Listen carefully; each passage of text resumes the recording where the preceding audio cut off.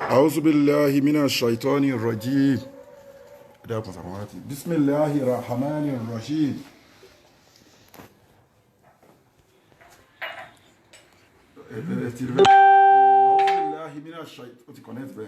أعوذ بالله من الشيطان الرجيم بسم الله الرحمن الرحيم Okay, okay. أعوذ بالله من الشيطان الرجيم بسم الله الرحمن الرحيم إن الله وملائكته يصلون على النبي يا أيها الذين آمنوا رحمة الله واشا اجوكو orí gọ́ra ẹ̀ ṣe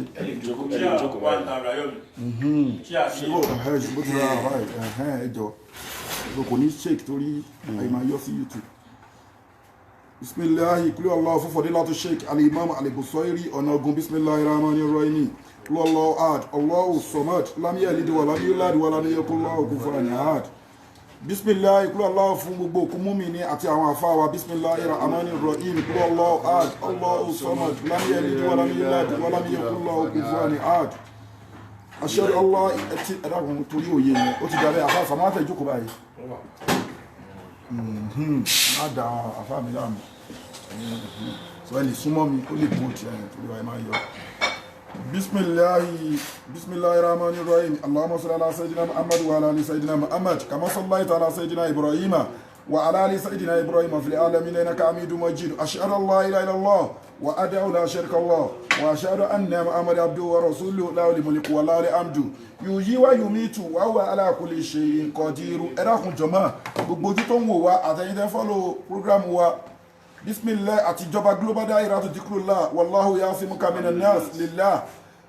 bismillah ìzájà líláfi àránṣẹ́ ọlọ́run kó máa bá gbogbo ẹ̀yin olólùfẹ́ àtẹ́wò wa àtijọba global dahiratu dhikrullah bismillah rahmanir rahim ìzájà anasirullahi wal fatihu wa ra'aita an-nasa yadkhuluna fi dinillahi afwajan fasabbih bihamdi rabbika wastaghfirhu innahu kana tawwaba. Bismillah ìzájà fún orí ọlọ́run tí ọlọ́run ní kọ́ fídíò wa lónìí. Bismillahir rahmanir rahim ìzájá anasirullahi wal fatihu wa ra'aita an-nasa yadkhuluna fi dinillahi afwajan fasabbih bihamdi rabbika wastaghfirhu innahu kana tawwaba. Ẹ̀dàkùn ẹ̀yin tẹ́jọ́ lólùfẹ́ wa ẹ má bínú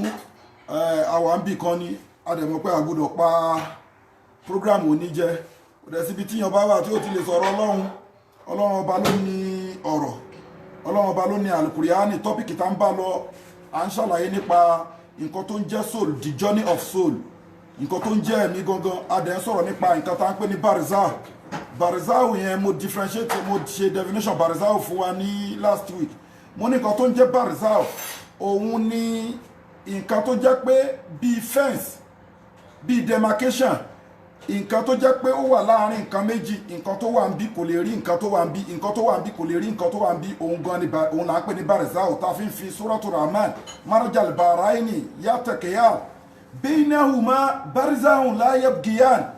Ẹ ti understand? Táyé nìyẹn pé odò méjì kan tó wà láàrin Mẹ́kà àti Mẹ́dínà wà láàrin ẹ̀ the Red Sea àti odò kejì tí wọ́n ní òun odò tó ní ṣúgà àbí odò tó níyọ̀ ni pẹ̀lú Red Sea tí Mẹ́kà àti Mẹ́dínà wà láàrin ẹ̀. Mẹ́kà àti Mẹ́dínà tó wà láàrin odò yìí òun ló ń jẹ́ pé kò jẹ́ kí odò méjì lè ríra wọn. That is the meaning of barzakh. Barzakh means fence, barzakh means demarcation. Ibi tá a ti lọ nìyẹn. Sóòlù táwa ń sọ à ń sọ̀rọ̀ nípa bí tí wọ́n bá fẹ́ tí àwọn màláíkà tó bá fẹ́ gbẹ̀mí èèyàn tí wọ́n bá fẹ́ kúrò láyé. Ibẹ̀ la dé ní last week. Táwa ń sọ̀rọ̀ Munkar àti Nakir tí mo ń sọ̀rọ̀ bọ́n yẹn máa ń pàṣẹ ẹ̀mí. Ẹ ti understand? Ẹ dẹ̀ mọ̀ pé a máa tá bá ti kú.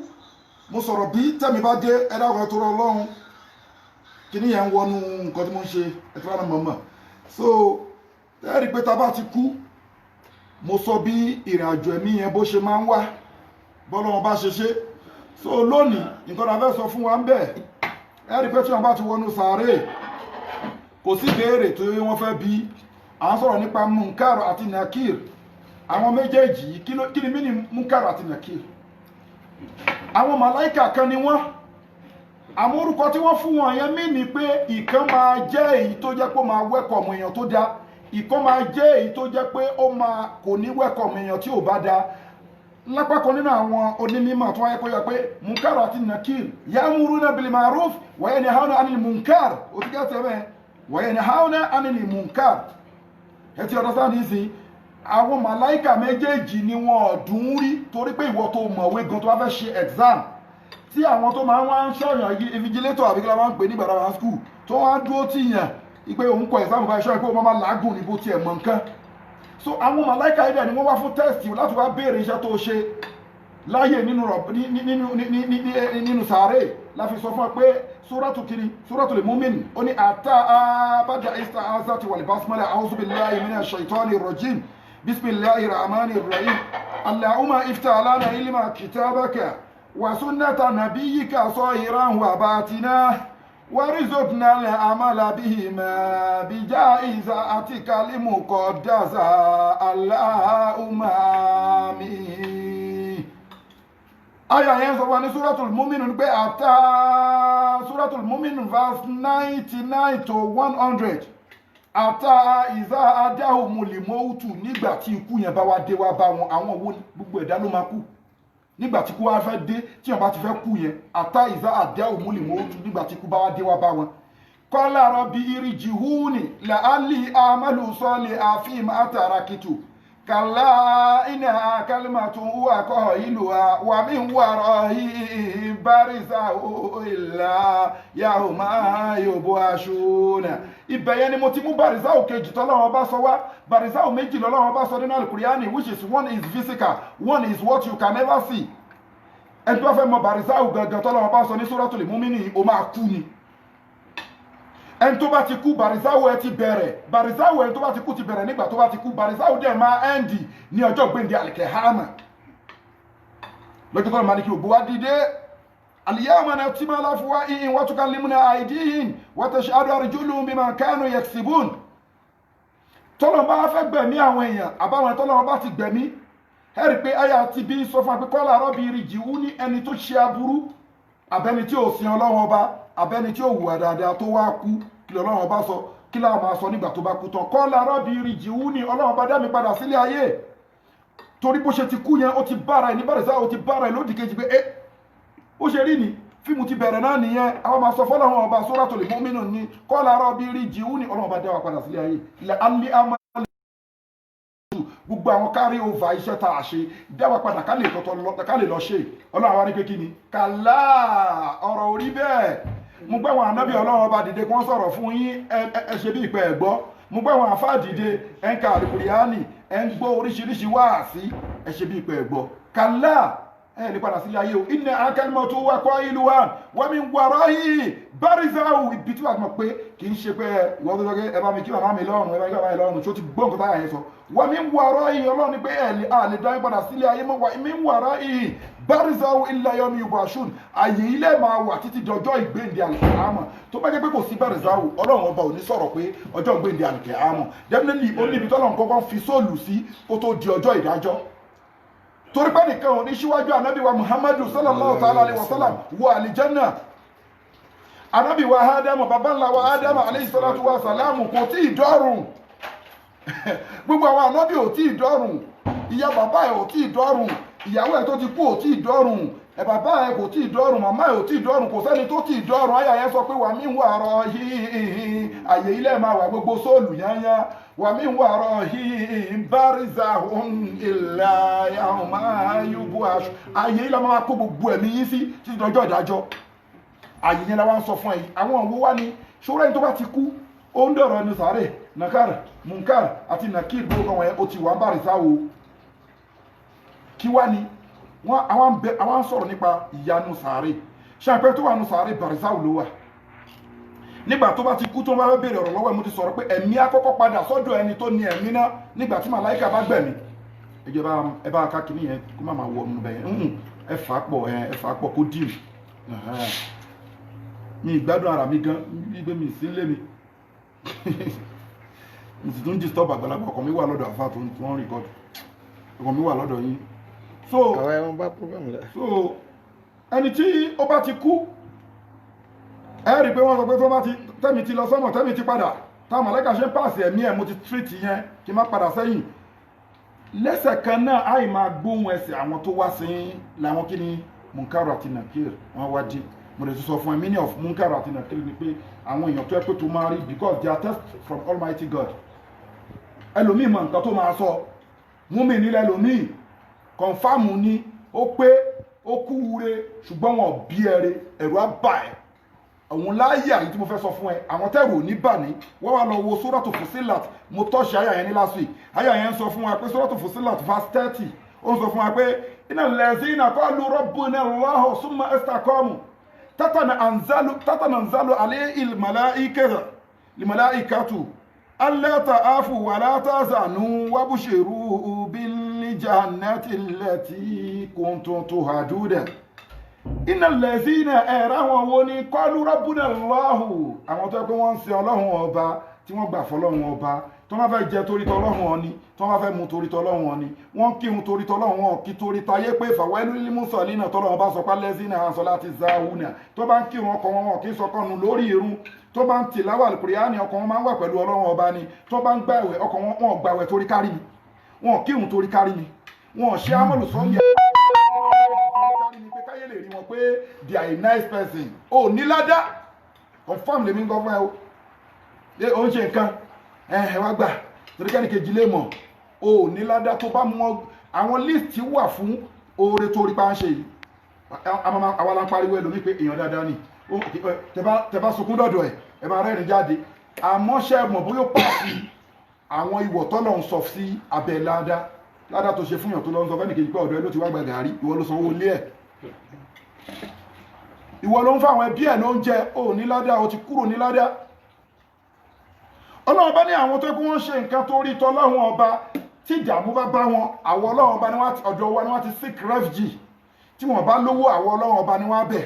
tí wọ́n bá rí jẹ àwọn Ọlọ́run ọba ni wọ́n dúpẹ́ fún wọn lẹ́bọ lẹ́rù wọn ní kankan wọ́n gbà pé Ọlọ́run ọba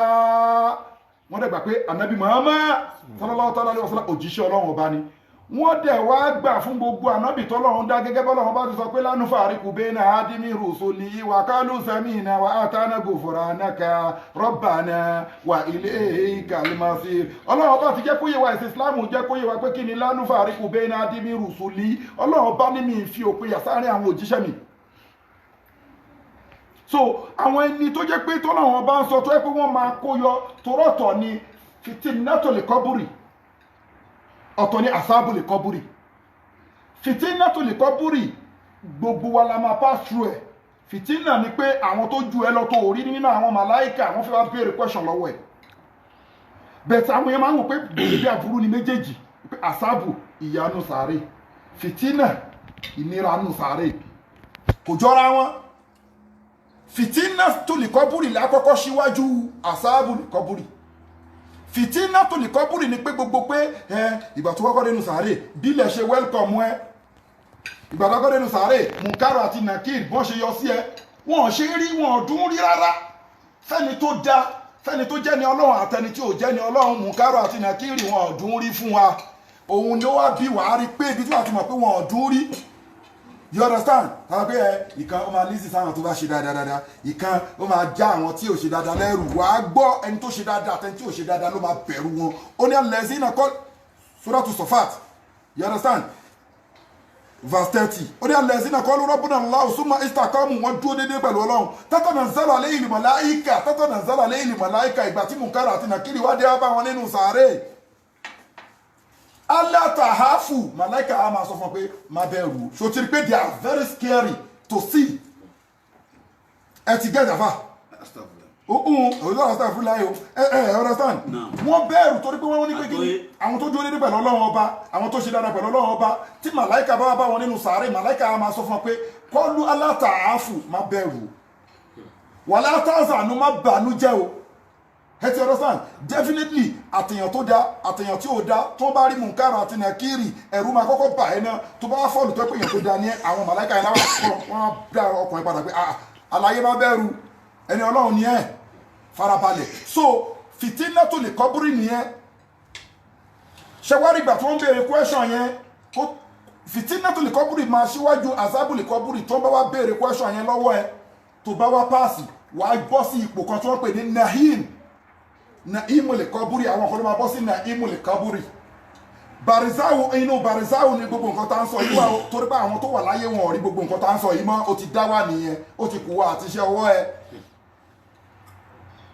ẹni tó bá fẹ́ li fìtínà tó lè kọ́búrì òun ló máa bọ́ sí àsábù lè kọ́búrì ó máa bọ́ sínú ìyà.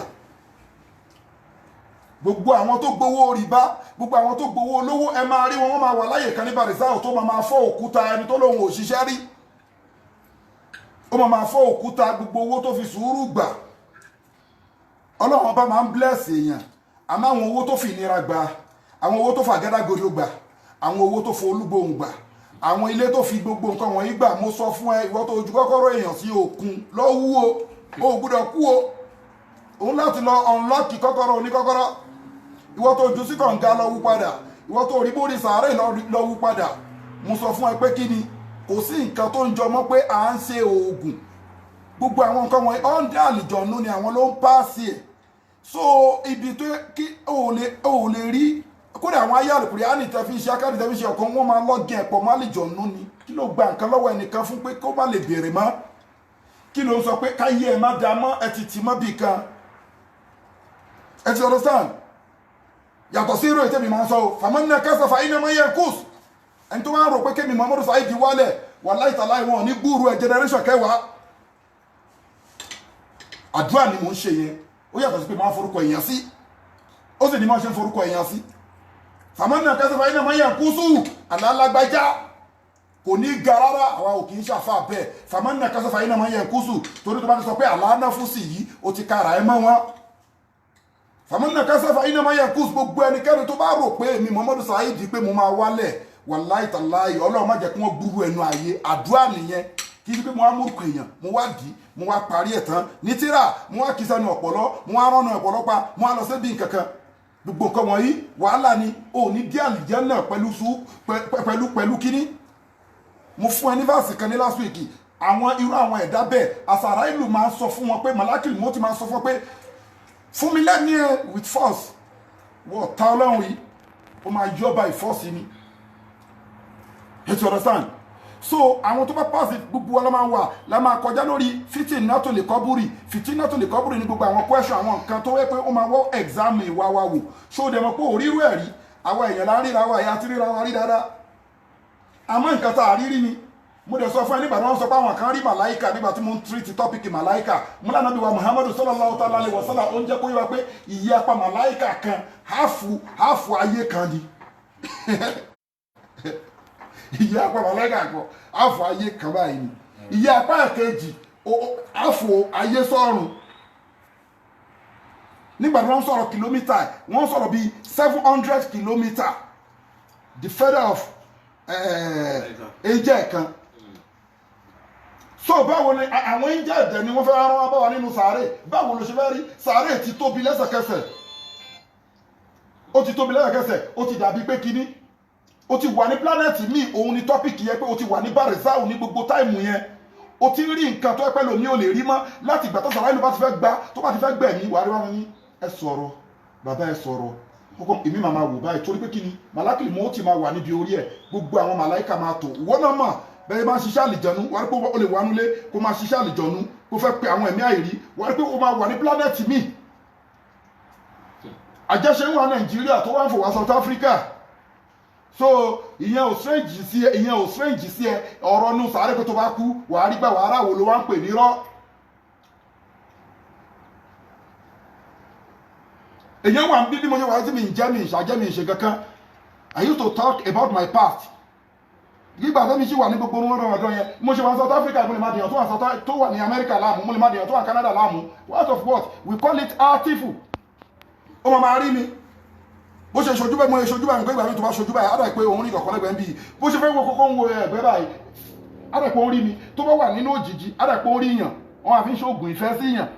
wọ́n á fi ń níyàn lára á lóun ni mò ń rí òun ni mò ń rí òun ni mò ń rí ìkọ́ tá a fi lè bìlífù yẹn ò wá ní bìlífù Munkar àti Nakir ò ní bìlífù pé sàárè lè expand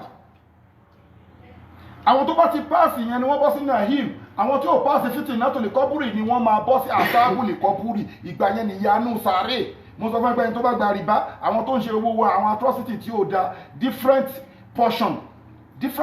ni wọ́n máa fún wọn ní bàrẹ̀sáwò yìí different ìyá ni ọlọ́run wá sọ pé àwọn wo ni o àwọn eléyìí tó yẹ pé wọ́n dúró ti àwọn ọlọ́run súnmọ́ istaqamu wọn dúró dédé tatanazzalu alayhi al-malaika àwọn màláìka máa sọ kalẹ̀ wá bá wọn nínú sàárè wọn. wọ́n á máa sọ fún wọn pé alayhi al-malaikatu alla ta'afu lágbájá ọmọ lágbájá má bẹ̀rù mo fi sọ fún ẹ má hùwà ìkà sórí point of death yẹn tí ó ti ń wo bòmí yẹn ìgbà yẹn àwọn dókítà tó bá ṣáprápra wọ́n máa sọ fún ẹ àbá mi rẹ̀ gíní ẹ̀ṣẹ̀ gẹ̀ẹ́dá gbẹ̀tọ́ àwọn ọmọ wọ́n máa sọ fún ẹ pé aláyé ó máa ń béèrè lọ́wọ́ òkú mi gbà mí tó bá ti fẹ́ kú tó ń pé kí ló ń rí tó bá ti ń dọ̀rọ̀ pé ó máa dàbí pé wọ́n tàn tọ́ọ̀ṣì sójú ẹ̀rọ ayọ̀jìn ìrù náà á dàbí pé wọ́n tàn sójú ẹ̀ tó bá ti ń sọ bẹ́ẹ̀ fún dókítà wọ́n béèrè lọ́wọ́ gbogbo àwọn ànábì wọ́n béèrè lọ́wọ́ àwọn sàhábà wọ́n béèrè lọ́wọ́ àwọn tó súnmọ́ náà pé báwo kò sẹ́ni tó lè sọ bí táìmù yẹn ṣe rí kò sẹ́ni tó lè sọ bí bàrẹ̀sáwò ṣe rí kò sẹ́ni tó lè sọ nígbà tó wọ́n fẹ́ gbẹ̀mí ṣe rí.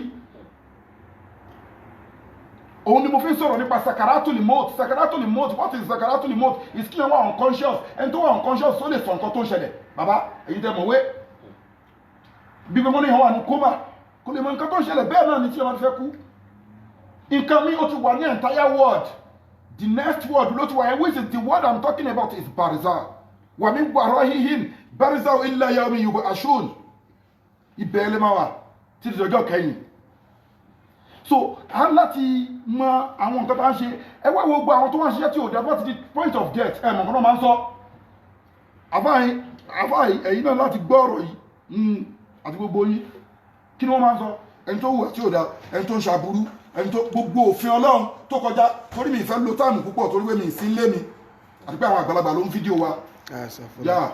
so mi sí lé mi but mi gbúdọ̀ pa tọ́pìkì yìí jẹ́ wọ́n ló máa wò pé àbáṣà sí wọ́n mú èmi Muhammadu Saheed ni wọ́n bí yín re mo fàánà mọ́ búra Ọlọ́run bá nínú láyé Islam náà ṣàṣẹ ẹ̀hún wọ́n láà kí ní ẹ̀nà fúnṣàhùn báwọn láyé Islimun mi ní ṣàbòsí èèyàn gbogbo ẹ̀yin tẹ́ ń hùwà burúkú tẹ́ ń hùwà tí ó dáa tó bá ti di point of death irú yín ṣe mọ̀ pé tí kú bá ti dé yẹn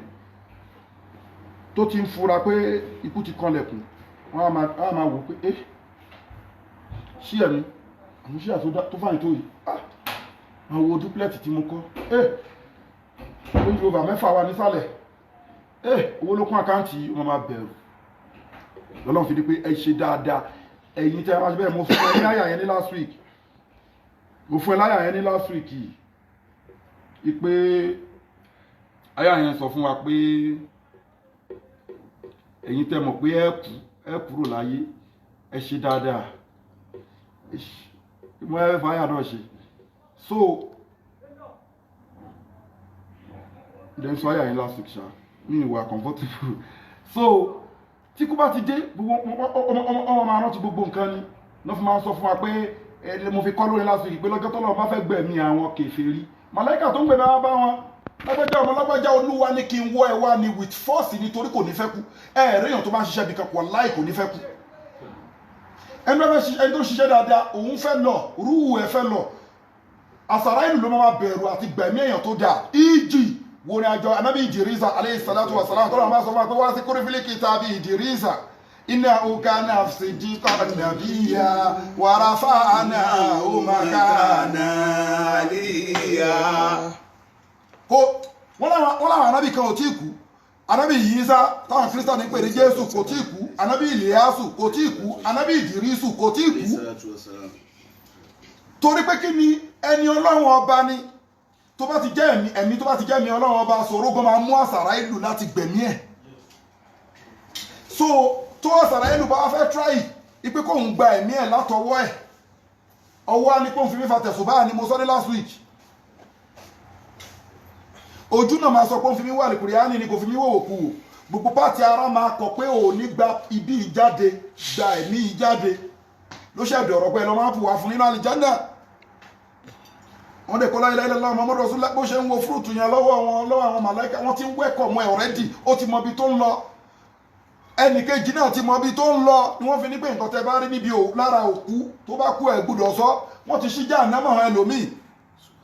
àwọn ẹnẹ́ kan wà mú ń ka iná fún ẹni last week àwọn náà kan wà tó pé wọ́n lè shift kúrò níbi tí wọ́n wà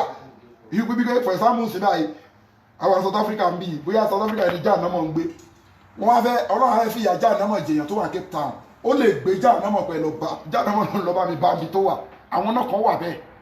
tí wọ́n máa shift òun ló bí ọ̀rọ̀ Fáráò tí mo sọ pé ìwọ tó sọ pé Fáráò tí Musa tẹ̀rí sókun pupa Fáráò ọmọ nìyẹn Fáráò tó gba Musa tọ́ bàbá èyí tó tẹ kìdí tó tí Musa tẹ̀ sókun pupa ní Fáráò méjì ni you understand wàá rí gbà tọ́lọ́run sọ fún wọn kíní kan wàá lè fèrè àwọn náà ní pé wọ́n àwọn ọlọ́run máa fìyà jẹ wọ́n lọ́sàn-án láàárọ̀ which is ó ń sọ̀rọ̀ pé wọ́n máa gbé jà náà mọ̀ wá bá wọn ni torí kò sí ìdọ́jú àlèkè àmọ́ wọ́n ṣe wà láàyè tá ń pè ní barisawi yìí.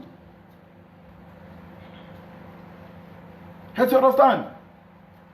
ẹni tó bá ti mọ̀ pé òun máa fi ẹ̀yìn lẹ̀ ẹ má wu àti òde o ẹ jẹ́ ká bẹ̀rù ọlọ́run o ó kọjá lọ wò wá o barisawi different punishment ló wà ń bẹ o different punishment àwọn tó bá lọ ẹ̀wọ̀n dáadáa wọ́n yẹn wá nípa oríṣiríṣi ìyà ló ń bẹ lẹ́wọ̀n bẹ́ẹ̀ náà ní ààyè yẹn àwọn tí ò ní sí nínú mọ́lẹ̀ tó pé ní òkùnkùn náà fi máa jìyà nínú ààyè barisawi ni àwọn tó pé nínú sàárè ni wọ́n wà àmọ́ sàárè yẹn ti kúrò ní sàárè tí bá ń kọjá lẹ́gbẹ̀ẹ́ sàárè dáadáa gbàdá kì í ṣànábì má sì ṣòfófó nínú àwọn tó pé wọ́n máa jẹ́ ìyá asábùlì kọ́búrì àwọn tó ń ṣe anamim àwọn tó ń sọ̀rọ̀ yìí àwọn tó ń ṣòfófó wọ́n lé lẹ́mọ́kó lọ́lọ́wọ́n bá fi sọ fún ẹ pé kí ni tó ń sọ̀rọ̀ pé ọlọ́ọ̀bá kọ́ sọ pé fásitì àdó aládìkiri inkun tó lè átàlẹ́mù ọlọ́ọ̀bá tó máa sọ̀rọ̀ fún wa pé iná basọ́ra wàlìfù adé akúlù láìka ká ní ọmọ fi húlẹ̀ ìtẹ̀rẹ̀sán má ṣe sọ̀rọ̀ nípa nǹkan tó bá ní mímọ̀ nípa ẹ̀ torí pé kí ni iná samuel etí ìgbọ́ràn ẹ wàlìbàsọ́ra àti ojú ẹ wàlẹ́ àtẹ́kùfù máa lé sàlákà bí ìlú ẹ má bínú ẹ̀yìn tèmi mi sílé ẹ̀rẹ̀sán so ayé àyẹn sọ pé wàlẹ́ àtẹ́kùfù máa lé sàlákà bí ìlímà ọlọ́run bá fẹ́ máa sọ̀rọ̀ ya sàárè fún wa bó ṣe díjítà tó bó ṣe lágbára tó kó tí ìdọ́jú àlèkè àmọ́ àwọn tó ti kú 1 million years bàrísà wọn wà kó wá jẹ́ níbi ó ń fìyà panu lọ́wọ́ dúnà zálíkà mo sọ pé tọ́lọ̀ bá sọ nínú àlùkò tó bá ń sọ̀rọ̀ pé azaba dúnà zálíkà what is meaning of azaba dúnà zálíkà ìyà kékeré tó pẹ́ ẹ̀kọ́ máa fi panu lọ́wọ́ before ọjọ́ àlèkè àmọ́ àwọn asábùlì kọ́bùrì ẹni tó ń ṣòfófó ẹni tó ń sọ̀rọ̀ ẹ̀yìn ẹ lọ wo àwọn àdísì tó máa ń sọ̀rọ̀ pé ànábì Muhammad sallallahu alaihi wasallam ó ń kọjá ó wá ń gbóhùn pé ó wá ń sọ fún wọn pé sàárè yìí wọ́n fìyà jẹni tó wà ń bẹ̀ lọ́wọ́lọ́wọ́ àwọn sábà wà ń bèrè lọ́wọ́ pé kí ló ṣe nígbà tó wà láyé ó máa ń ṣòwò fó ẹnì kejì ẹni tí òkè clean tó bá tọ̀ ní fomi ṣan ara ẹnu you need to clean your private part very well ẹ̀sìn Islam ẹ̀sìn mímọ́ ni má dẹ̀ dápọ̀ ó ń ṣe mùsùlùmí ó ń jí ṣọ́ọ̀ṣì lọ iná dínà ìdàláhì alìsílám the only religion tó wà nínú custody ọlọ́run bá ló sọ bẹ́ẹ̀ Surat Al-Imran the only religion tó wà àṣọ pé Christian ò wárí ó ti lọ ó ti expire àpẹẹrẹ tí iná dínà ìdàláhì alìsílám ẹ̀sìn kan tó wà ní custody àwọn ọlọ́run lónìí títí dọjọ́ àlèkè hama torí last prophet ló fi rán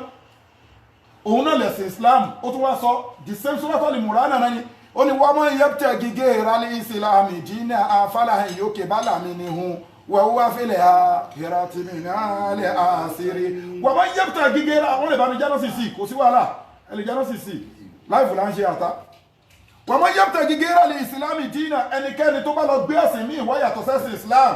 gé ìrálẹ̀ ìsìlámì dínà ànígbà lọ́wọ́ ẹ̀ fàlàhìn yókè bálàmì ní hun a máa dálù láyà mi wà wá fẹ́lẹ̀ ha ìrọ̀tìmì náà lẹ́ àṣírí tó bá tó wá dọjọ́ ọ̀dájọ́ àwọn ọlọ́run máa ṣe kíní ó máa wà nínú àwọn tó máa ṣòfò ọlọ́run máa yẹ ká ṣòfò so ẹ jẹ́ ká ṣọ́ ẹnu wa wọ́n lélẹ̀ moko ọ̀rọ̀ tí ó kàn ẹ́ ọ̀rọ̀ ọlọ́rọ̀ ọlọ́run bá ló sọ bẹ́ẹ̀ ayé Al-Qur'ani ni ó ní wà látẹ́kì fún máa lẹ́sà alákàbí ìlìhílímù má ṣe sọ̀rọ̀ nípa nǹkan tí ò dá sí ẹ lójú má sọ̀rọ̀ nípa nǹkan tó mọ̀ nípa ẹ̀ nǹkan tó bá mọ̀ nípa ẹ̀ fọ́sí àlù aláàtẹ̀kiri nǹkan tó látàlámù kí ni orú ẹ lójú dẹ̀ pa àwọn tó wà ń bẹ̀ ṣùgbọ́n fẹ́ ṣòwò fóni ẹ̀lò báwo ló ṣe wá rí báyìí wọ́n á sọ fún ẹ àmọ́ nǹkan tó gbọ́ nǹkan tó ju ẹ̀ ò rí ọlọ́run ní wà látẹ́kì fún máa lé ìsàlákà bí ìlì máa má ṣe sọ̀rọ̀ nípa nǹkan tó bá ní mímọ̀ nípa ẹ̀ torí pé kí ni iná samuha etí tó fi gbọ́ wálébà sọ́ra àtọ́jú ìríran ẹ wàlífùhádà àtọwọ́ ẹ àtàwọn ọkàn ẹ kúlù hùlà ìkàkà ní àníhùn mọ̀sí hùlà gbogbo àwọn nǹkan wọ̀nyí la máa béèrè lọ́wọ́ ẹ̀ gbogbo àwọn nǹkan wọ̀nyí la máa béèrè lọ́wọ́ ẹ̀ so I need láti wà very careful aláti bẹ̀rù ìyanu sàárè, aláti bẹ̀rù ẹ wo different ìyà. Ejò tí wọ́n sọ pé máa wá wẹ́kọ̀mù èèyàn nínú sàárè kò sí rọ́ńbẹ̀. Àlẹ́ àrídù tó máa wẹ́kọ̀mù ẹni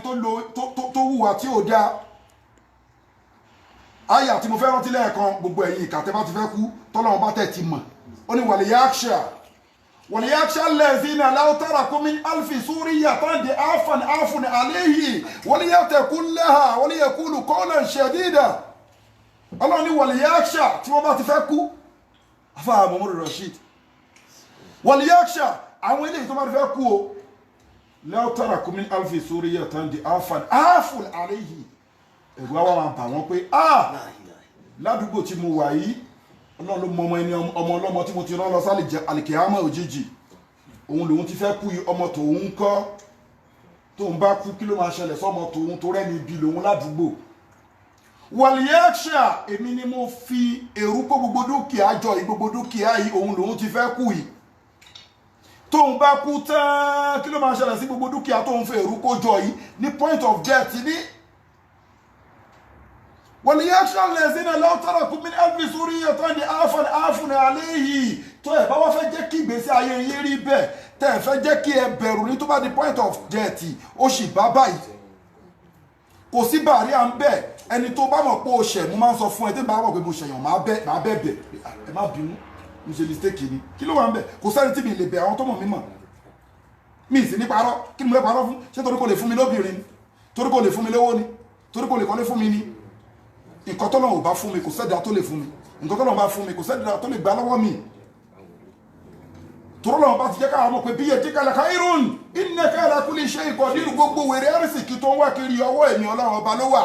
Ó dẹ̀ ti jẹ́ káwọn mọ̀ pé ká máa sọ pé kí ni wa ma tawfiqin illa billah, ọ̀dọ̀ Ọlọ́run ọba lóore tàwa ti ń wá láti expect oore. Má dẹ̀ gbàgbé pé Ọlọ́run ọba àwọn ogbó kó wá inna rabbaka labil mursad. Mi ní mo máa dúró nísìn,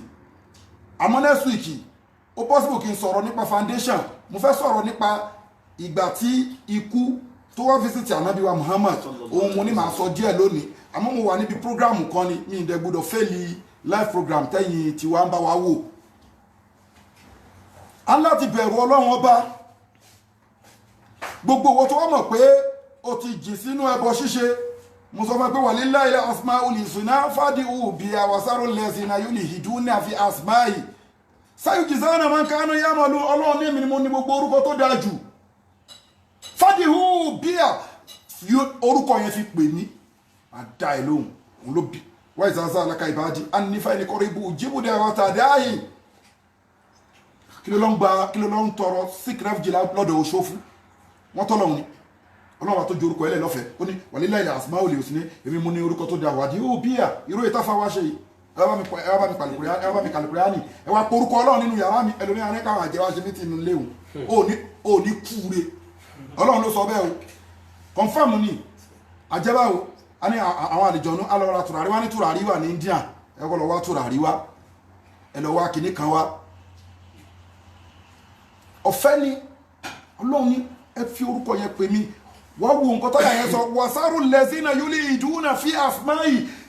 Ṣẹ́rí padà lọ́dọ̀ àwọn tó ń fi nǹkan kí nǹkan kún orúkọ Ọlọ́run ọba. Ṣẹ́rí padà kúrò lọ́dọ̀ oṣó. Ṣẹ́rí padà kúrò lọ́dọ̀ àjẹ́. Ṣẹ́rí padà kúrò lọ́dọ̀ àfáà ṣéwù ẹlẹ́bọ lóògùn. Ṣẹ́rí padà kúrò lọ́dọ̀ àfáà ìmáàmù ṣọ́ọ̀ṣì. Ṣẹ́rí padà kúrò lọ́dọ̀ babaláwo àfáà. Ṣẹ́rí padà kúrò níbi pé à ń forí èèyàn gún ọṣẹ. Ó ti gbéra aláfáà, ó ti gbéra ní ìmáàmù. Ẹ ní pàdé Ọlọ́run bá dáadáa àfi tá bá ṣéǹjì. Irú yín ló máa sọ pé wàlíyáṣà àti lórí èèyàn púpọ̀ táwọn bá kú tó ṣe wọ̀ ní lórí ọmọ tiwa náà wàlíyáṣà lẹ́sìn náà lọ́wọ́ tọ́ra kú mi ní alfi súríyàtán di áfà àbí wọ́n tó ń bá tọmọ ẹnìkejì jẹ pẹ̀lẹ́nu. Òní rí ọ̀rọ̀ fọ̀ nígbà tí Munkar àti Nakir tó bá pàdé nínú sàárè, ẹni tó fi ń sọ̀sọ́kúrò tó fi ń bá tọmọ ẹnìkejì jẹ tó fi ń da ogbò nǹkan rú yẹn, they are going to lock it. Al-yawma nakhtimu ala afwahihim, wọ́n máa rán ẹnu ẹ̀pà torí pé kí ni Ọlọ́run mọ̀rú yín pé ẹ bó wọn Ọlọ́run jiyàn ló fi ní nakhtimu ala afwahihim, a máa rán ẹnu yẹn pa wa tukallimuna aydihim, ọwọ́ ẹ̀ á máa sọ̀rọ̀ wa tashhadu arjuluhum bima kanu yaksibun, ẹsẹ̀ á máa testify sí gbogbo wèrè tó ṣe.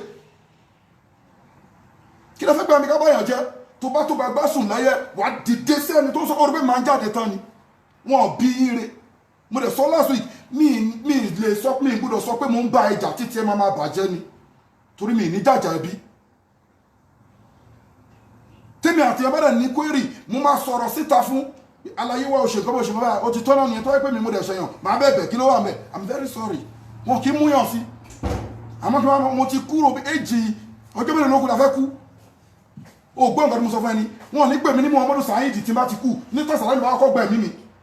mi lè kú sí o wọ́n máa nìṣó ń bẹ̀rẹ̀ mi ni confam mo ń sọ fún ẹ tí má dẹ̀ kú wala tahsabanna allazina qutilun fi sabilillahi amwata ọlọ́run gbogbo ẹni tó bá kú sórí jihadi tó ń ṣiṣẹ́ ọlọ́run tẹ́yìn èèyàn wá ń pè lókù ó kú tó bá kí n dákẹ́ bí mo ṣe wà kó wá sọ pé ṣèbó ti kú Saheed ti kú ọlọ́run ní no ẹ má pè wọ́n lókù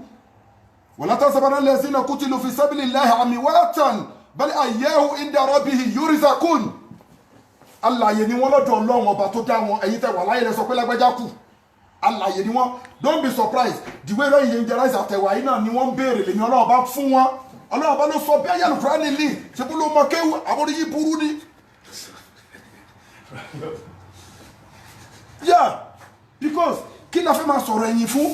kí la fẹ́ máa bà nǹkan tí yóò da jẹ́ fún mo sọ̀rọ̀ fún ẹni last week mo ní global Dahiratu Dhikrlahi láwọn láwọn tó dì í mú aláwọn táwọn jọ lọ sí jẹ́lọ́sí mi mo ìwà pẹ̀lú wọn wọ́n wà tọ́jú ní mo ti kúrò Nàìjíríà o wọ́n wà tọ́jú ní mo ti rìn inú ayé kiri wọ́n dẹ̀ ṣì wà pẹ̀lú mi náà ok ká ní èèyàn 100 láàjọ ṣe kékeré láti bí ọmọ ọdún méjì ká ní èèyàn 100 yàtọ̀ sáwọn tó ti kú gbogbo àwọn èèyàn 100 yẹn láìjọjọ́ ń ṣe dáadáa a lè má bàrà wa sọ̀rọ̀ aláì kìíní but kò sí ètò sọ pé Saheed pa òun lẹ́kún ó ṣe nǹkan kan gbé fáìlì tiẹ̀ jáde o mọ Facebook tó ní ìjọ́ ní Facebook dé check my Facebook 2009 ni ló ti wà mẹ́ that is when I was in Malaysia àdé àwọn profile mi gbogbo bí mo ti gbé Samoa àti níbí ìjọ mo ti dé ìlú láti wà wọ́n pọ̀ náà bẹ́ẹ̀ ní South Africa àti bàbá yìí ìwọ àwọn míì wọ́n sọ̀rọ̀ wọn láì dákiri ni wọ́n sọ̀rọ̀ pé kíní so ẹni tó bá lóòótọ́ kì í ṣọ̀rọ̀ ògùn lélẹ̀ tó bá lóòótọ́ tó bá dúró tó ọlọ́run tán ọlọ́run ló sọ ọlọ́run ni wà iná olè àgìdọ́gbùlẹ̀ àwọn olè yá ṣọ́ ẹnu ẹ kó má parẹ́ nínú ayé kó tí wọ́n ní rí ẹnu wọn ní rájà kóró ẹ generation kẹwàá ọlọ́run ló sọ bẹ́ẹ̀ ó ní wà iná olè àgìdọ́gbùlẹ̀ àwọn olè yá yìí èmi ni màá gba ìbínú àwọn ẹni tèmi bí kámọ̀ yẹ àgìdọ́gbùlẹ̀ èso lè hàrìdù gẹ́gẹ́ bí abo kìnìún ṣe máa ń gẹ́ẹ̀dì àwọn ọmọ ẹ̀ tí ọmọ rẹ tápà ẹ̀ ọlọ́run mọ̀ máa ṣọ́ mi màá lọ máa kàtàbọ̀ tí àdá lórí èèyàn màá lọ máa ṣògùn síyàn àbí mi ìwọ̀n nǹkan tí mo ń ṣe mọ́ ni gbogbo nǹkan tí yàn bá ṣe nìyàn máa gbà gbogbo nǹkan tó bá ṣe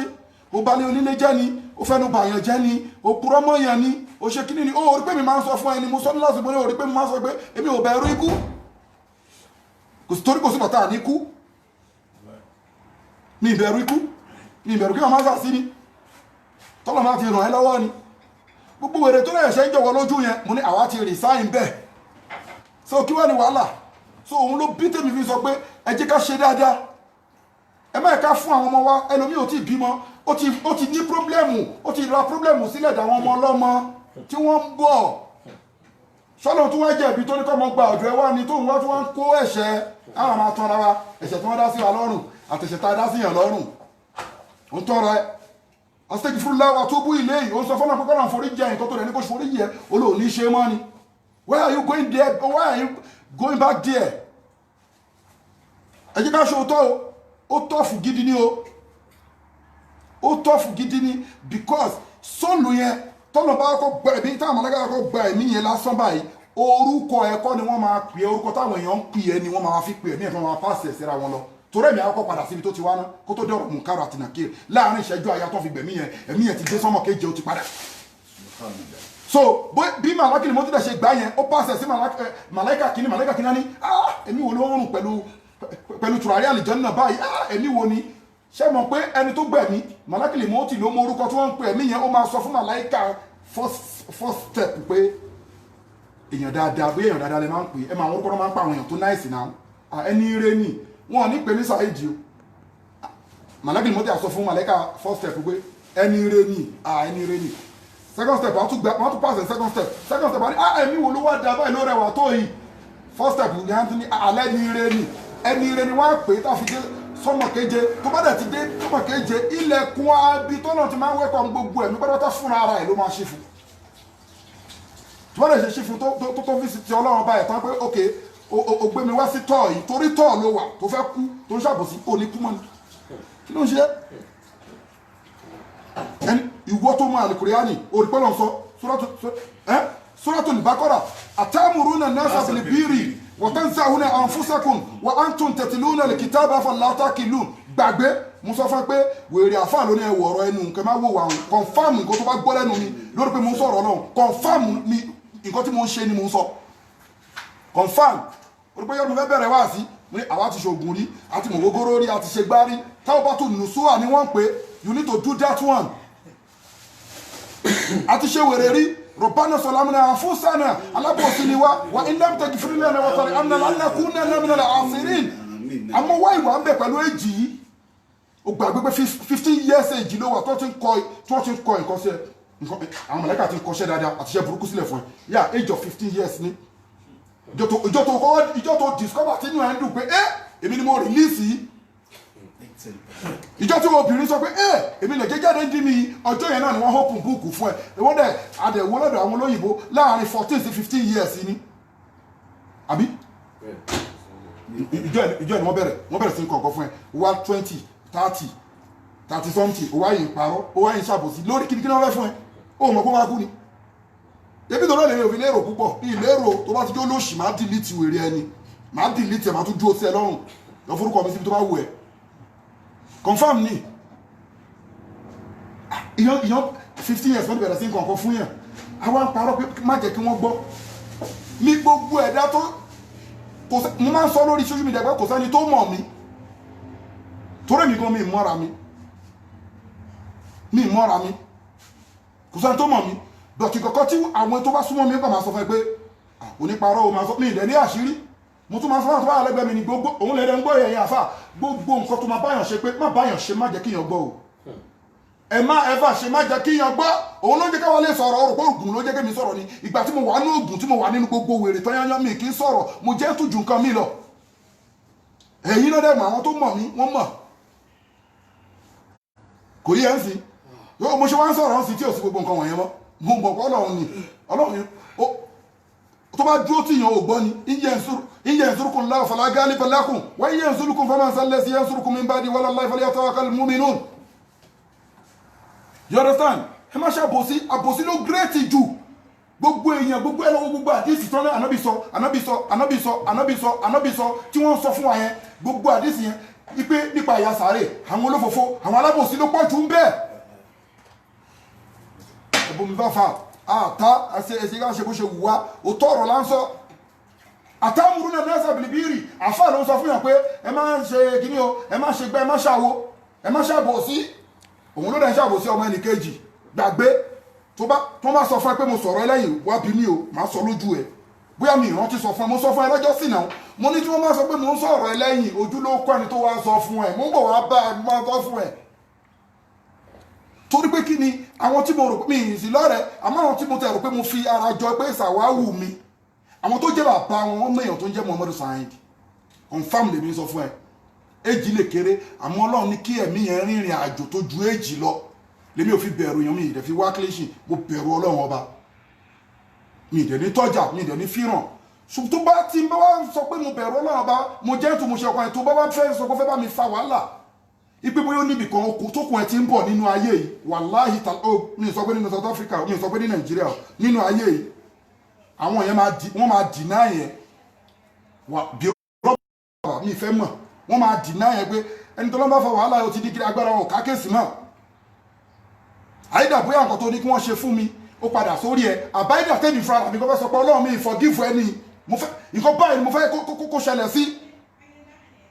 so tó dẹ̀ jẹ́ pé o dẹ̀ rò pé bóyá o láwọn ft kan lẹ́yìn wọ́n máa sáré wọn ní dúró wò tán so ẹ jẹ́ ká bẹ̀rù Ọlọ́run ẹ ká ṣe dáadáa má báyàn jẹ́ adẹ̀rẹ́ rí fún mi ìgbéra mi ń ṣe òun ìgbéra mi kankan professor ló máa rí àti doctor òun lẹ́dẹ̀ máa rí kí n tó bẹ̀rẹ̀ program tó kọ́kọ́ máa ń ṣò fún yẹn gbogbo certificate yẹn nìyẹn doctor professor ló máa rí ń bẹ̀ mo sọ fún ẹ pé arúgbó ló ń jẹ́ ṣéwù tó fẹ́ para ẹ sí arúgbó ló ń jẹ́ ṣéwù ṣé mo ti wá rí arúgbó rí àfáà tó lè fẹ́ para ẹ sí kì í ṣèdè mùsùlùmí èdè Hebrew ni tó ní wọn pè é bẹ́ẹ̀ kí wá ní tó mi ìpera mi lẹ́ni ọlọ́run tó rọ́lọ́run sọ fún wa pé Suratu Najm kọ́ ni wala tuzaku anfusakum huwa a'lamu biman ittaqa má pera ẹ ní nǹkan ẹ̀mí ọlọ́run ọba ní nǹkan nígbà tí wọ́n pera mi ní nǹkan kí ni mo fẹ́ kí ni àwọn Samawati confam ni àjọra wa lọ́wọ́jú ọlọ́run o mọ̀ pé àjọra wa lọ́wọ́jú ọlọ́run ni òun ló fi dàrú mọ́ ẹ lọ́wọ́ pé àbíṣẹ́ sófin ni àfáàsà ìdí ni ṣáàlùsùn náà ni ṣé kinní ni torí pé tó bá ti understand ẹ̀ bá kúnná dáadáa gbogbo ẹ̀ ló jẹ́ ẹ̀ hànà ya qaumi muslim islam ni ẹ̀ islam ni ẹ̀ mùsùlùmí ni ẹ̀ ebi tó wà dẹ̀ ti pọ̀ tó bá lọ rò pé ìjúra yìí lọ Al-Qur'an ló sọ bẹ́ẹ̀ wàrà fáánà fawqa bin darajatin ó gbọ́ wàrà fáánà àwọn yaqsimuna rahmata rabbika nahnu qasamna baynahum ma'ishatahum fil hayati dunya wàrà fáánà fawqa bin darajatin ṣé iṣẹ́ ni daraja ṣé iṣẹ́ ni wọ́n pè kan ní wàhábí lọ́dọ̀ àwọn àfáà kan wọ́n pè kan ní kàsìbí ọlọ́run ló fẹ́ àwọn kan kì í ṣe àwọn ni wọ́n fẹ́ ọlọ́run ló fẹ́ wọn. àwọn màbúbú wà. àwọn kan dẹ̀ wọ tí ó bá ṣe bọ́lọ́run ló fẹ́ wọn kí ló bí aláì náà haúlì ìyá aláì ó gbọ́dọ̀ ọmọ mi nìyẹn ọlọ́run ní àwọn ọ̀rẹ́ èmi ọlọ́run ẹ bá ti rìn bó ṣe wù yín rìn bó ṣe wù yín. aláì náà haúlì ìyá aláì definitely àwọn kan wà pé they are friend of Almighty Allah hiji anabi Ibrahim alilullah what is the meaning of alilullah tẹ́yìn kírísítẹ́nì tó sọ di hallelujah hallelujah wọ́n fẹ́ pé hallelujah wọ́n fẹ́ pé mọ́ àwọn ìgbóyàn hallelujah wọ́n bá sọ di hallelujah nínú Hebrew language so la tuzaku anfusakum wa a'lamu biman ittaqa má pèrà ní nǹkan tó jẹ́ o máa tẹ́ la tuzaku anfusakum wa a'lamu biman ittaqa má pèrà ní nǹkan èmi Ọlọ́run ọba ní nǹkan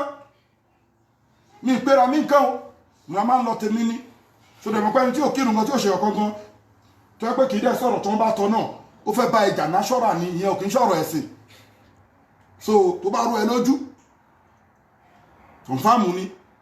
ṣùgbọ́n gbogbo pé bóyá ó wá ní bóyá o ti tẹ̀lé àwọn kan nínú ayé yẹn pé kíní kan kìnìkan gbàgbé pé o mọ̀ mí pé mo máa ń sùn bí kíní ẹrú pé máa ń sọ lójú mi dẹ̀ àwọn bàbá ńlá yín wọ́n mẹ́yàn tó jẹ́ Muhammadu Saheed confam ni mo kàn dákẹ́ wọ́n dẹ̀ mọ̀ kó dákẹ́ ni pé kì í sọ̀rọ̀ òótọ́ yìí náà ni wọ́n sọ gọ́m ṣe lẹ́kṣọ́ bá dáwé rẹ̀ lóúnjẹ rẹ̀ fílẹ̀ tó bá rọ ẹ lójú ìwọ́n náà máa ṣe lẹ́kṣọ́ báyìí ṣe bèbí ṣe ń ṣe yìí wọn ò ní rájẹ kóoru ẹ gbogbo ẹ̀yin tí wọ́n ṣòfófó tẹ́tí ṣàbòsí tẹ́tí ṣoògùn ayé àkọ́kọ́ sọ fún ní Suratul Falaq Suratul Halak ó ní kàlálátù tí ìwà síjòt wákìtàrí ó ti fẹ́ yan ṣoògùn kàlálátù tí kọrí sí mẹ́kà kó lọ forí balẹ̀ lọ forí wàsíjòdì wákìtàrú lọ túbá lórí ìforí balẹ̀ kàlálátù tí wàsíjòdì wákìtàrú bì àjẹniyẹ ó sì ní táàmù ní sí màlákìlì mọ́ tí ò tí ì dé látù tí wàsíjòdì wákìtàrú bì ókè ò lè lọ mẹ́kà jìnnà àbí mọ́sìkì tó wà lẹ́gbẹ̀ẹ́ lẹ́yìn wàsíjòdì wákìtàrú bì lọ forí balẹ̀ lọ túbá kàlálátù tí gbogbo àwọn ẹ̀ṣẹ̀ pátápátá ló lè lọ túbá tó jẹ́ wà tó wọ́n lọ́hùn àmọ́ ẹ̀ṣẹ̀ kan ò lè lọ dá túbá ó mọ́ kí n ṣe àfáwà Abdul Rasheed nísìn kí n ṣàbòsí wọn kí wọ́n lọ máa ṣe àṣẹ̀gẹ̀ fún lẹ́yìn ọlọ́run ò gbọ́ o àfáà Rasheed ló ṣe ọlọ́run bá kì í ṣe ọlábòsí iná lẹ́hà èmi ọlọ́run ọba láyé slimu nẹ́ẹ̀sà ṣe é àmì ní ṣàbòsí ẹ̀yìn èèyàn àmọ́ wọ̀ lákínà nẹ́ẹ̀sà àǹfọ̀sà àwọn yẹ́ slimu náà ẹ̀yìn èèyàn lẹ́ ń ṣàbòsí ara yín so tó bá dẹ̀ ti dọ̀rọ̀ bẹ́ẹ̀ pé mo ṣe àfáà Abdul Rasheed wọn lọ ṣe ọ̀nà àwọn èrè ní ẹni Rasheed ló ṣe kí ni tèmi òun ń pè ní tábọ́tò nùsùà abẹ́ni tó wù àbàjẹ́ kan tó ta pẹ̀sì láàrin ọjà owó àlọ́ wà nulẹ̀ ọlọ́ṣẹ́ adabirila ọlọ́ni èrè ní ẹni tábọ́tò nùsùà inú ọjà tó ti sọ̀sọ́ kúsọ̀ iná ni kò ti lọ sọ gbogbo ẹni tí bá ṣàyí mo máa ń sọ ẹ sọ fún mi kí n túbà o kó làkà ní kí n ṣe fídíò pé ẹjọ́ bó ṣe sọ ní o ẹ má bínú o máa ṣe àmọ́ wọ́n tó bá mọ̀ pé ó ṣẹ mi mo bẹ Ọlọ́run gbogbo ẹ̀dá tó ṣàbòsí mi pátápátá má jẹ́ kó dijọ́ nu sàárè látàyè ni mo fẹ́ rí wọn mo fẹ́ máa rí wọn báyìí pé kò tán kí wọ́n máa yangàn bẹ́ẹ̀ ni wala qad karamna bani Adam wa amalnahum fil bari wal bahri wa razaqnahum min at-tayyibati wa faddalnahum ala kathirin mimman amalna tafdila Ọlọ́run ló fi ṣe karama fún àwọn ọmọ Ádámà nǹkan tó bá wù ẹ́ ló lè tọrọ lọ́dọ̀ Ọlọ́run pé mo fẹ́ nǹkan báyìí ṣebí inú ayé làwà àti rìnrìn àti sọ pé òun fẹ́ mọ neighbor òun ẹni tó wà àti àjọ máa gbé àlìjọ náà ó dẹ̀ ìwà láyé òun fẹ́ mọ́ ọlọ́run fi hàn so ìgbọ́dọ̀ bá wẹ̀rẹ̀ lè fẹ́ nu ẹ tọrọ lọ́dọ̀ ọlọ́run gbogbo èèyàn tẹ́mi bá ṣẹ̀ àkímọ́ orin kò rí má jìn ẹ̀foríjì mí o sọ ẹ̀ṣẹ̀ tí n bá ṣẹ̀ kí n wá tọrọ ẹ o má lè kúrò ọmọ mi sọ fẹ́mi tó bá dà ẹ̀rú ẹ lójú pé ò fẹ́ tánìṣì méjì ẹni sọ síta bọ́ sórí social media ọ̀fẹ́ lóhun bọ́ síta ṣùgbọ́n dẹ́pọ̀ kúrò ọmọ mi ni wàláhì tàláhì nǹkan tó ṣe yẹn generation kẹwàá wọn ní búrú ẹ̀ mọ́nú ayé mi ìbá ẹmọ eléré o kò ní ṣéwù kò ní ṣégè kò ní whatever kò lóṣòkò lájẹ kí gbogbo ayé kí wọ́n support yẹ. I will never forgive you and I will never let you go. Which I know that a lot of people, they are like that. So mi lẹ ní kéèsì pẹ̀lú o. Ẹ try kẹ sort. Àwọn tí mo bá mọ̀ pé mo ní kéèsì pẹ̀lú, màá sort èèyàn mélòó gan ni mo rí léde. Àwọn tí bá sì rí pé àjọ sọ̀rọ̀ pé bá ṣe rí 1 naira 2 naira. Mi ì báyọ̀ sọ̀rọ̀ mi ì lọ́rẹ̀ẹ́. Òun ló ń dẹ lómi tí máa ní pé mi ì lọ́rẹ̀ẹ́. A máa wò pé ṣé òun dẹ̀ máa ń kí mi. Mi ì lọ́rẹ̀ẹ́ náà ṣé mo sọ̀rọ̀ àṣírí fún ẹni. Tẹ́yìn bá tẹ́lẹ̀ òtún fẹ́ sọ̀rọ̀ nípa Saheed díẹ̀ pé kìnnìkà àbá yìí ni confam ni mo sọ àmọ́ wá tí ilé sọ díẹ̀ confam àmọ́ wọ́n sọ pé mo kọ̀ pàdé ẹ̀ pé kíní pẹ̀tà bá sọ pé àgbéraga pé láti sọ káwọn fún sàkún wàhálà mọ́nítà kọ pé èmi ń fìrì pé gbogbo àwẹ̀ ẹ̀wọ̀n ẹ̀ tí ọ̀rọ̀ sáà innamal mu'minuna ikhwa wa'tasimu bi hablillahi jami'an wala tafarraqu ọlọ́run ní pé máa kí okùn ẹbí máa kó já látọwọ́ ẹ wọ́n lọ wájí nǹkan tó ń jókùn ẹbí ó di àlèkùrìánì ó di láìláìláìláwò ó di ìrun wákàtí márùn-ún ó di ájì lílọ ó dà nábì Muhammad olóbàdì ọlọ́run ó ti mọ̀ pọ́mọ ìyá ẹni má họ tiẹ̀ má fi jàbùṣe má bá jà ṣé ọ̀rọ̀ yìí dàrú ni àṣetọ́ ní sábà máa lò wá lẹ́kọ̀ọ̀kan innahu yarakum wa huwa qabiluhu min haythu la tarawnahum lànà bí Muhammad fi sọ fún wa pé tàbá ń bí bìrù sallallahu ta'ala alaihi wa sallam ẹ̀dá kan yín káyọ̀ pa nàbí tàbá ń kírun tàbá ń bínú lọ́wọ́ tó jẹ́ bínú náṣọ́rà pé ó fẹ́ kọ̀ bínú náṣọ́rà àná mi ni pé bó ṣe ń bínú yẹn tó pé ojókòó ni dìde padà tó rà ṣètọ́ ni máa fẹ́ take chance ìbínú náṣọ́rà ló ń bí adẹ́kó sí ẹ lára ìyá dẹ̀ ṣiṣẹ́ àwọn òkè ń bínú àwọn ọ̀rẹ́ ní pẹ́ra wa ní nǹkan tó jẹ́ tá a jẹ́ so gbogbo ẹ̀yin tẹ́ ti jì sọ́fìn kalẹ́ lẹ́tù tí wà sí jòjì wà kẹta rẹ̀ bí gbogbo ẹ̀yin tẹ́ ti bàtà máa lẹ́ni jẹ́ pẹ̀lú ẹnu gbogbo ẹ̀yin tẹ́ ti ṣàìmọ́re fẹ́wọn olóore yín gbogbo ẹ̀yin tẹ́ ti ṣoògùn nǹkan tó gùn tó ń lani lóògùn gbogbo ẹ̀yin tẹ́ ti lọ sí kìrẹ́fìjì lọ́dọ̀ àwọn ẹni tí wọ́n tọ́ lọ́wọ́n ọba gbogbo ẹ̀yin tẹ́ ti lọ foríbalẹ̀ fún omi tẹ́ ti foríbalẹ̀ fún Ọ̀ṣun tẹ́ foríbalẹ̀ fún Ọya tẹ́ foríbalẹ̀ fún Òòṣà gbogbo ẹ̀yin tó jẹ́ pé ẹni tí bóyá yá yín lówó ni bóyá láńlọ́ọ̀dù yín ni tẹ́ ẹ sọ oògùn wípé kó má lè máa gbowó olé lọ́wọ́ yín àbí gbogbo àwọn tí wọ́n ra lẹ̀ lọ́wọ́ yín ó ti gbowó olè ó tún wà lọ rí nǹkan síbẹ̀ pé kó má padà sórí ilẹ̀ náà mọ́ kálẹ̀ ọjọ́ yẹn kọjá bẹ́ẹ̀ o lẹ́tù tí Westgate Water Road tètè lọ sí mọ́sálásí máa kó jẹ́ mọ́sálásí nìkan lọ sí àjì lọ forí balẹ̀ ní káyà báyìí pé orí bú tó ti ṣe yìí kọ́lọ̀ forí jì ẹ̀ má lè padà síbẹ̀ mọ́ tó bá lè pé àwọn bóyá àwọn òdèyàn mọ́ gini okànyàn mọ́ gini ó ṣe kíní ni lọ tú gbogbo ẹ̀ tó wẹ́ pé ó fẹ́nu bá tèèyàn jẹ́ ní padà lọ́sọ́dọ̀ ẹni náà kàlẹ́ látò tí wà sí jò wá kéta rí padà lọ́sọ́dọ̀ ẹni náà pé ọjọ́ báyìí tí wọ́n mú ẹlẹ̀ ẹ̀wọ̀n èmi ni mo rojọ́ púpá ẹ̀ o tó sì rí mi gẹ́gẹ́ bí ọ̀rẹ́ lọ́jọ́ náà èmi mo kó báyìí pẹ̀lẹ́nu o foríjì mi bó ṣe wá foríjì ẹ̀ tán látò tí má sì mi níbẹ̀ wà sí jòdì wá kéta rí bí ọlọ́run ló dá gbogbo wa òun ló ní gbogbo sóòlù wa tó bá forgive ẹ̀ ó tún lè gbé dájọ́ tiẹ̀ wá lọ forí balẹ̀ orí ni tọ́lọ́wọ́ bá òfin fọ̀rọ̀ kápá nǹkan pọ̀ mọ́ ohun tí òfin bá àná mọ̀ ṣeré mo sọ fún ẹ̀ mo sọ pé ọlọ́run ọba àná mọ̀ ló ti jújú sallallahu alaihi wasallam ó ti jú ẹ̀ púpọ̀ tó bá yẹ ànábì Musa ló máa pe yá Dáúdà ló máa sọ yá Ádámù ló máa sọ tó bá dọ̀rọ̀ ànábì yóò rọ̀súlù yóò nàbí yù ní àmọ́ bà tó dọ̀rọ̀ pé kíní mo ti gbàgbọ́ yẹn wàá ní àṣẹrákítà tó bá pa nǹkan mọ́ ìní ọlọ́run ọba wàá ní àṣẹrákítà lẹ́yà bàtà ní hamaluka máa bá aṣẹ́ ẹ̀ jẹ́ ó dẹ̀ tún sọ fún bìkan pé kí ni ó jágbe mọ́ sọ́mọ ẹ̀ náà ní Suratul Araf tó sọ fún ànábì Muhammad pé làtẹ́ ẹjídá yóò bọ̀ nábì ó ní làtẹ́dìhù máa la ilaha akhar fatakuna minal muhazzabin ó ní wà nábì tó bá lọ associate nǹkan mẹ́mi ọlọ́run làtẹ́dìhù máa associate nǹkan mẹ́mi ọlọ́run fatakuna minal muhazzabin kò má wà èmi ọlọ́run máa jẹ́ yà ànábì ló sọ bẹ́ẹ̀ ọlọ́run sọ bẹ́ẹ̀ fún o ayé àlèkùrẹ́ á nì ní o ká máa sọ páwa kí ló jẹ́ mo sọ tí má sọ̀rọ̀ èèyàn lẹ́yìn sọ fún mi má ní àwòtọ́ ni mo sọ bẹ́ẹ̀ bóyá mi kàn fi wò pé bẹ́ẹ̀ la pé mi ò bẹ̀rù mo kàn lè sọ pé sórí ẹ̀wà dàrú ni kó wá sọ fún ẹ bẹ́ẹ̀ mi fi ṣeré ni tí má rí ẹ fún síkàpá lórí ẹ dàrú náà ni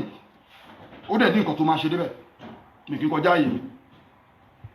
mi ní sọ̀rọ̀ lẹ́yìn so bí mi ṣe kí n tijú láti sọ òdodo yẹn bí mi ṣe kí n bẹ̀rù èèyàn láti sọ̀rọ̀ yẹn kò yẹ kó bẹ̀rù èmi sọ síta sọ̀rọ̀ pé òun bẹ́ mi òun bá mi Muhammadu Saheed wí kí wọ́n á dà ẹ́ pọ̀ mọ́ lọ́hùn mo dẹ̀ ti da àwọn nǹkan pọ̀ mọ́ lọ́hùn ní last week mo sọ fún ẹ èpè tó ń wò yẹn tó bá ṣépè fún yàn ọlọ́run ọba kìí ṣe balábọ̀ sí ṣe pé pé ó dá ṣùgbọ́n tó bá ṣépè fún yàn bóyá èèyàn ṣe nǹkan fún ẹ ó wá bù lépè èpè akọ́kọ́ lọ sí sánmọ̀ wọn ò ní ṣílẹ̀kùn sánmọ̀ fún a máa jábọ̀ wálẹ̀ padà wọn ò ní jẹ́ kó wọlé a lọ sí yemin shimal mọ̀ṣíríkì mọ̀gìríbì which is a lọ sọ́tún a lọ sósì a lọ wájú a lọ sẹ́yìn kò ní ráyè lọ tó bá yẹ pé ẹni tó bù lépè tó bá yẹ pé ó dìsáàfù èpè á lọ bá ẹni tá ṣépè fún tẹ́ni náà bá dìsáàfù èpè padà wá bọ̀wọ̀ tó fẹ́ so ẹ̀kọ́ náà kọ̀kọ́ wá pé ká máa ṣépè ni pé ká fi jà fọlọ́run jà so tẹ́lẹ̀ omi bá dẹ̀ ya wèrè tí ó wà forgiveness mo sọ fún ẹ ọ̀rọ̀ Kárúnà ó ní kí Musa ní kó máa wọlẹ̀ lójú nǹkan tí mo fẹ́ nìyẹn ọlọ́run ní bẹ́ẹ̀ ni máa wọlẹ̀ pẹ̀lú dúkìá ẹ̀ ó dọ̀rọ̀ ya Musa àgìsí ní Musa ọ̀dà lóhùn náà nǹkan tí mo fẹ́ nìyẹn gbà tó ń ṣe tiẹ̀ ńkọ́ gbà tó ń ṣe ti tiẹ̀ ńkọ́ tó bí láìfù ṣe rí nìyẹn ẹni tó ń ṣàbòsí kọ́lọ́rọ̀ lọ́kàn kàlálà tó tí ó wá gédé wẹ́tẹ́rù ẹni tó ń pa àkọ́kọ́ mọ́lá tó lòun lídìí ìwọ ìmáàmù ìwọ àfáà tó ń ṣe mọ̀náfìkì ìwọ àfáà tó ń ṣe mọ̀náfìkì ìwọ ìmáàmù tó ń ṣàbòsí ìwọ mùkádàmù tó ń hùwà rẹ́dẹ́rẹ́dẹ́ ìwọ àfáà ṣéwù tó ń lọ lédì tó ń lọ sọ́dọ̀ oṣó tó ń lọ sọ́dọ̀ àjẹ́ ẹ dákun 5 minutes péré ni ẹjọ́ 5 minutes ló kù ìwọ ìmáàmù ìwọ àfáà gbogbo ẹ̀yin tẹ́lẹ̀ dẹ̀sí mú àtàmùrú náà náà sàbìlìbìrì tẹ́ ń pààyàn láṣẹ tẹ́ ń ṣe lẹ́kṣọ̀ bí mo ṣe ń ṣe ìfáwọn èèyàn tẹwa wọ́tánṣá òun náà fún sàkóòn tẹwa gbàgbé ẹ̀mí ara yín tẹ gbàgbé orí ara yín wà á tún tẹ̀tì lónà lè kìtàbà àfàlàtà ọlọ́run ni pé sórí orí yín ti dàrú ọlọ́run ló sọ bẹ́ẹ̀ afàlẹ̀ ata kí lóòn ìgbé ṣe làákàyè ni ń sọ fún yàn pé má lọ gbàgbára lọ́wọ́ àjẹ́ ìwọ́dẹ̀ ni wọ́n bẹ̀ ń ṣẹ́ǹsì ló lọ fún wọn ló lọ fàjẹ́ ní lísẹ̀ pẹ́ bá mi yanjú ẹ̀ kì í ṣe gbogbo nǹkan ló ṣe é ṣe téèyàn bá mi gbégi tó ọlọ́run mi kì í ṣe ọlọ́run náà àwọn mímọ̀ ń bèèrè lọ́wọ́ pé àfáà títí ọjọ́ òní ká máa retí màá ní retí kí ni wéèrè lèèyàn tó sọ pé òun lọ yanjú kéèsì ẹni sọ́mọ̀ kì í ṣe ẹni ọlọ́run òun àtàwọn màláìkà ọjọ́ wa ní ìjọba bá rí màláìkà òun lálẹ́ kí á mọ̀ ni kò sẹ́ni tó lè rí màláìkà ẹ̀bẹ́ ìka tán ara wa mọ́ ṣùgbọ́n àwọn ẹni ọlọ́run wà tí wọ́n ní NAFDAC number ìjọba ọlọ́run dání confam ẹni ń banújẹ́ ni ọlọ́run má jẹ́ ó banújẹ́ mọ́ ọlọ́run ti ẹni tèmi nǹkan tó bá dìmú èmi ọlọ́run ni mo dìmú nǹkan tó bá wo èmi ọlọ́run bá ni mo wo nǹkan tó bá sọ èmi ọlọ́run bá ni mo sọ tíyàn bá ṣiṣẹ́ títí làwọn afáfi pín pé kíní kan jẹ́ wàbí kíní kan jẹ́ káàsì bí má fọ orí wórí o ẹlòmíì God just love the person mo sọ fún yín mo wà lágbo kan ní táìmù kan mo ní mo láwọn ọmọ wọn máa ń ṣe orílà yẹn mo lẹ́lòmíì ẹ̀ kan wo wọ́n ń gba million everyday bírọ́bìlì káábà tó sì lè jẹ́ lọ́ọ̀sì ló fi ń wẹ̀ kì í tún ṣàdúrà kì í tún ṣe kẹ̀kẹ́ orí yàtọ̀ sórí wà àbí táwọn afá máa ń sọ yẹ wọ́n bẹ́ẹ̀ lòmíì mọ́ wà líyìí ni ọlọ́run dídí fẹ́ràn ẹni ẹni bó ṣe ń ṣe báwo ló ṣe ń ṣe ìṣàfà náà dẹ̀ lélẹ̀ ìwọ lọ́lọ́run ẹ̀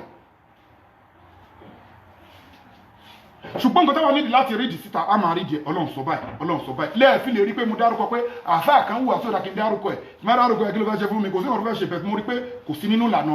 bọ́lá ṣe ká sọ̀rọ̀ ìdíwó ìlàsẹ̀ bí lè rabbika bil hikima ọlọ́run ní pèpè sínú ẹ̀sìn ìsìláàmù bil hikima pẹ̀lú ọgbọ́n wàlìbọ́wọ́ ìsọ́tẹ̀lẹ̀ àzánà pẹ̀lú ohun tó rẹwà wajadiluhum billati ahsanu tó bá di fanfa gan pẹ́ fẹ́ ṣàlàyé ọ̀rọ̀ fún ara yín pé àríyànjiyàn controversy ẹ sọ pẹ̀lú pẹ̀lẹ́pẹ̀lẹ́ pẹ̀lú làákàyè torí pé kí ni iná ọ̀rọ̀ bákà èmi ọlọ́run ọba ẹ̀ o wúwa àlámù èmi ọlọ́run ọba ni mo mọ̀ bìmọ́dọ́là asẹ́bíìlì yìí ẹni tó wà lójú ọ̀nà wọ́n wà alámù bílí mú tẹ̀dí àtẹni tí ò sí lójú ọ̀nà kí wọ́n ní wàhálà ẹ̀ tó fẹ́ para ẹ̀ ó fẹ́ para ẹ̀ pé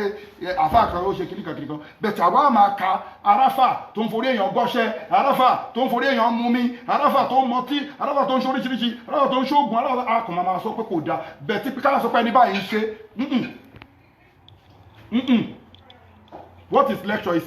àwọn nǹkan tí ó da àwọn kákọ̀wọ̀ bàjẹ́ ya'muruna bil ma'rufi wa yanhauna 'anil munkari ẹ máa pa àwọn èèyàn pé kó máa ṣe dáadáa ẹ má máa kọ́ àwọn èèyàn kó máa ṣe nǹkan aburú pẹ̀lú ká máa ní pé ṣéwù lágbáyà ṣe bẹ́ẹ̀ ṣéwù lágbáyà ṣe báyìí it's not good in Islam do your lecture tó bá yẹ pé bóyá lecture wa aláwọ̀ ẹ̀ ni ẹ mọ̀ yà fáwọn tí màá ti dárúkọ nu ayé wọ́n ń wò mí báyìí tí màá ti dárúkọ ẹ̀ kò sí nǹkan tó bá ṣe fún mi ì ṣe pa fún ẹ̀ wa man kana li nafsi an tamuta illa bi isnillahi kitaban muwajjala orúkọ náà ń pa ẹ ṣeré ni ọlọ́lẹ́ ẹ̀mí kan ò ní kúrò lórí ilẹ̀ yìí kó bá jẹ́ pé òun ọlọ́run ló ń pa ẹ̀mí yẹn ìwọ wá sọ pé ó fẹ́ pa mí wọ́n sórí àpáàtì pé tọ̀rọ̀ ọlọ́run ibi tó ti fẹ́ lọ pa mí yẹn gírọ́ bíl káàbà ọlọ́run bá ń bọ́ wọ́n sọ pé ẹni tó mú àì kò gbádùn àmọ́ àti mọ́ ti pẹ́ mo ti wà nú ayé ti pẹ́ wàláì ṣùgbọ́n bá ṣe rọ máa lọ nìyẹn ayé fún àwọn àfiparí ẹni pé wà ìbádù rahamani gbogbo ẹ̀yin àfáà táwọn èèyàn ti kọ̀ lábùkù wà ìbádù rahamani gbogbo ẹ̀yin wòlíì ọlọ́run ọba táwọn èèyàn ti sọ̀rọ̀ tí ò dá sí wà ìbádù rahamani gbogbo ẹ̀yin àfáà tí wọ́n ti parọ́ nǹkan tẹ́ ẹ̀ ṣe máa yín wà ìbádù rahamani gbogbo ẹ̀yin àfáà tó jẹ́ pé orí yín bẹ lọ́wọ́ èèyàn wọ́n sì fi jẹ yín níyà wà ìbádù rahamani gbogbo ẹ̀yin àfáà tó jẹ́ pé wọ́n fọlọ́pàá mú yín lórí ọ̀rọ̀ tí ò tọ́ wà ìbádù rahamani má lọ kó tíra jáde wà ìbádù rahamani má ṣe tàbátì àdá sí wọn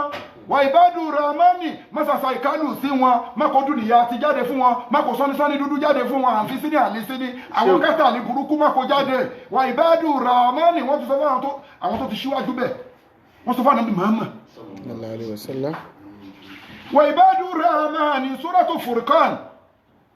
allazina يمشون على الهارج هونا وإذا أعطبهم الجاهلون قالوا سلاما ọlọ́run ní àwọn tó jẹ́ ẹni ọlọ́run tòótọ́ tó ń bá kàn wọ́n lábùkù tí wọ́n purọ́ mọ́ wọn orí kò sí ìwọ̀n tó lè fi ṣe sàmọ́ wá ti kìí pé mo rójú ẹ̀ mo fà náà mọ́ búra mi wà lè sọ bẹ́yìn tẹ́ súnmọ́ o àmọ́ òkú ọdún mẹ́rin náà kì í ṣe àlejò sàárè àbọ̀dún márùn ọdún mẹ́fà mọ́ǹtì ni mo sì ló ń bí tí mo fi mọ̀ wọ́n kí ni àti wá mọ̀ pé lùkọ́ láti wá èmi ò rí bí tó ti bínú rí òun mo sọ́nu mọ́tò lẹ́kọ̀ọ́ pé kì í kánjú kì í kánjú mi ìrìbí tó ti bínú rí ọlọ́run ló sọ èmi sì kan bínú wọ́n ẹ̀sẹ̀ ṣe ń jì ní ó ní bọ́ sẹ́yìn lọ́hùn àmọ́ àwọn àti máa lọ èmi jẹ́ ẹ̀ ṣe ń jì ní wọ́n ẹ̀sẹ̀ fẹ́ kọ́ ṣe ìyẹn ni èmi ń bínú tẹ́lẹ̀ tó bá sọ nǹkan tí ò dá sí mi tó bá sọ pé fẹ́ púrúfù wèrè máa púrúfù ẹ̀ fún ẹ̀sìn mo ti wá ní sùúrù ń sìn máa kọ́ máa wù ẹ́ ni ayé ìwọ́n sọ pé wà ìbádù rahmani àwọn tó jẹ́ pé kí ni àwọn ìbádù rahmani alẹ́zínà àwọn tó ṣe pé yẹ́mùsùnà alàlẹ́ àrídì àáọ́nà wọ́n máa rìn lórí ilẹ̀ pẹ̀lú pẹ̀lẹ́pẹ̀lẹ́ pẹ̀lú jẹ́jẹ́ kì í ṣe ìrìn tárìn nìkan lọ́wọ́ bá ń sọ wà ìzà àtọ́bà umùlì jáhìlúnà kọlu sàlámà táwọn òmùgọ̀ èèyàn bá sọ̀rọ̀ sí wọn ojú wọn báyìí ni o pé olórí ibú àfáà nìwọ yìí yà àfáà kiri kò máa lọ gbọ́lọ̀pàá wá ọlọ́run àwọn eléyìí kọlu sàlámù wọ́n tún máa sọ pé àláfíà ọlọ́run kó máa bá yín o lórí àbùkù orí wọ́n dẹ̀ right wọ́n right àwọn àfáà bẹ́ẹ̀ èmi náà ti dì bẹ́ẹ̀ sí gbogbo àwọn ọmọ bá kàn mí lábùkù kọlu sàlámù àmọ́ kọ́lọ̀ mi ìyá fi punishment tí nǹkan tó ṣe yẹn tó bá ní punishment mi ìyá fi ẹ̀ fún ẹ you need to go through kó mọ̀ máa sọ fún ẹ tí má padà ń wọnú dípù nínú barizal àwọn yẹn nǹkan táwọn máa ń pass through ní barizal àwọn tó fi ń sọ̀rọ̀ àwọn tó fi ń ba àfọ̀ṣẹ́ gbogbo ẹni tó ń fi àwọn kankan tí ò tọ́ lọ́wọ́ ọba tó fi ń control ìgbésí ayé ẹlòmíì máa sọ fún ẹ ibi tó rẹ̀ sì mọ̀ pé mi ò parọ́ èyí ẹ̀ ṣe tí ń yọ ọkọ̀ tó kúrò láyé lórí ká ń fẹnu kankan èyí ti gé tán bẹ́ẹ̀ ni àwọn ológun tó yàwèrè àwọn pẹ̀túpẹ̀tú àfọ̀ṣẹ eyín ti jẹ tán so nǹkan tó fi lè ń fìlì yẹn kó tó kúrò láyé pé gbogbo eyín ló ti gé tán yìí lórí pé àfẹnú ba nǹkan ó yẹ kó wá mú báwo làwọn yẹn ṣe fẹ́ rí àwọn tó fi ń bá gangan torí yẹn dọ̀dọ̀ Ọlọ́run Barizau kì í ṣe yóò dájọ́ o azabadun nazalika less ìyà kékeré àwọn èmi ní ìyà kékeré ìpanu ìyà before ọjọ́ ìdájọ́ which is ibolo tí wọ́n fi àyẹn panu ní Barizau wà gbogbo ẹ̀yin àfà wàìzá àtọ́bá omúlẹ̀jà ìlú náà gbálù sàlámọ̀ táwọn aláìmọ̀ kan àwọn tí ò dá yí mọ̀ pé bẹ́ẹ̀ ṣe tóní tó bá wù àbàjẹ́ sí yín ẹ jẹ́ kí wọ́n mọ̀ pé fílàkàlàkà sọ́ọ̀lẹ̀ ẹran lé ni kò mọ́dẹ kò dọ́dẹ̀gbọ̀n ẹ rí Yorùbá wá pòwe kan wá ní òròmádìyẹ ò máa wòdì ìyá ẹ̀ ló máa ṣá so ìgbà tó bá ti mọ̀ pé òròmádìyẹ ò máa wòdì ìyá ẹ̀ ló máa ṣá àtọ́bà omúlẹ̀jà ìlú náà kọlu sàlámà aláfíà kó máa bá ẹ̀yin òpònú èèyàn aláfíà kó máa bá ẹ̀yin abatẹnijẹ́ aláfíà Ọlọ́run tó bá wọ Ọlọ́run ni o Ọlọ́run ní kí wọ́n sọ bẹ́ẹ̀ tó bá wọ Ọlọ́run kó yẹ kálàáfíà kó bá ẹ̀yin alábòsí tó bá wọ Ọlọ́run kó jẹ́ pé ká ṣe dáadáa ẹ̀yin alábòsí ká ṣe dáadáa tó bá wù ní àmọ́ ó ní ká sọ pé kí ni kọlu sàlámà aláfíà Ọlọ́run kó máa bá yín bisimilayi kula la fufadi lati sheik alimam alibusairi ọlọgun bisimilayi rahman rahim kula lọ adọlọ sọmọdé lamiyẹ lidu alamiladu alamiye kula kufu aniha bisimilayi lila fi fufadi lati sheik abdulkadiri alikeilani samawati ala orí amadu sọọli akànnà lílé ilẹ̀ ṣe fún wa lónìí bisimilayi lila fi ìfàyàbalẹ̀ ó wà very important ọlọmọdé alamu lila fi kùrẹ́ṣì lila fi mìíràn láti táì wà sẹ́fì fàlà àbútọ́rọ̀bà azal bẹ́ẹ̀ alẹ́ tàbí ọmọ ìjíwá mílíọ̀nù àáfì bisimilayi kúlọ́lá fún gbogbo òkú múmi ní àtàwọn àfáwa bisimilayi rahmani rahim kúlọ́lá adàlọ́wò sọ́mọ̀ lámìyẹ lidiwa lámìyẹ ládùwà lámìyẹ kúlọ́ òkú fún bisimilayi ìzájà lílá fi gbogbo ojú tó ń wò wá àtijọba global dahiratu dhikrullah lápapọ̀ lillaha wallahu yasimuka minan nas la ta'afu darakan wala taksha bí àti ìfàyàbalẹ̀ fún gbogbo èyí tá a wà ń bí àti ibi tá a wà yìí àdúgbò yìí ọlọ́mọ ẹ̀ka àdúgbò yìí bá jẹ́ o tádùgbò yìí bá jẹ́ sọ́nìtà ìdọ́ ọlọ́mọ ẹ̀kọ́ bá jẹ́ o gbogbo branch tó wà ní South Africa ọlọ́mọ ẹ̀kọ́ bá jẹ́ o South Africa fúnra ọlọ́mọ ẹ̀kọ́ bá jẹ́ o bá ṣe wá ń tọrọ fún South Africa ìlú Nàìjíríà ọlọ́mọ ẹ̀kọ́ bá jẹ́ o èmi fi máa ń sọ fún wa pé orísùkú bìínà fìlì South Africa orísùkú bìínà fìlì Nàìjíríà gbogbo ọmọ Nàìjíríà tó ń bẹ nínú South Africa ń bí Ọlọ́run bless gbogbo wọn gbogbo àwọn Nàìjíríà náà tó wà Nàìjíríà náà àti Nàìjíríà fúnra rẹ̀ gangan Ọlọ́run bless yẹ Ọlọ́run wá gbàdúrà nìkan kan wá bisimilayi lilafi ìzájà bisimilayi rahmanirahim láti kúrẹ́ṣì láfi mìíràn sítáì wà sẹ́fì fàlà àbútọ́rọ̀bà azal bẹ́ẹ̀t alẹ́ ìsọ́tà bá mi jú wa mọ́nà mìíràn hàn bisimilayi rahmanirahim ìzájà ha ní asirulayi wọn fàtíù wọn àyíká ní azal yẹ jẹ́ olóòna fi dìlà fàájà fasa bí bí amdi rabbika wọn tẹ kiri náà kàn ní tawaba subhana rabbika rabbil izzati wa yasifun wasalaamu ala mursalin walhamdulillahi rabbil alamin ọlọ́njà sóríire àmín. àwọn ẹ̀fún mi kí n pa fúra mi kò sí wàhálà ṣe kíní finish.